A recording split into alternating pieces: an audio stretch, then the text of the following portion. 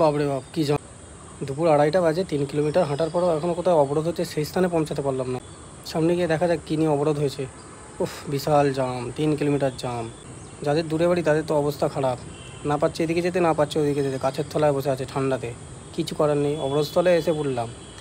ও বাবা, এখানে শুনলাম নাকি দুটো ছেলে অ্যাক্সিডেন্ট হয়ে মারা গেছে, সেই নিয়ে পুলিশের সঙ্গে কোনো বচসা হয়েছিল, সেই নিয়ে এরা রাস্তা ঘেরাও করেছে।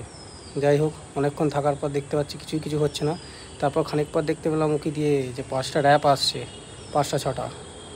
তারপর মানে এখান থেকে আবার কেটে পড়াই ভালো, এবার এখানে চলবে লাঠি ছোটা বলে এখান থেকে সরে পড়লাম। সরে পড়ার 5 মিনিট পরেই বাহ, একদম যা দিল, তার 5 মিনিট পরেই লম্বা লাইন পুরো ক্লিয়ার হয়ে গেল। যাক, রোদে একটুখানি স্বস্তিতে শান্তি পেলাম, নাহলে অনেকক্ষণ জামে ছিলাম। টাটা।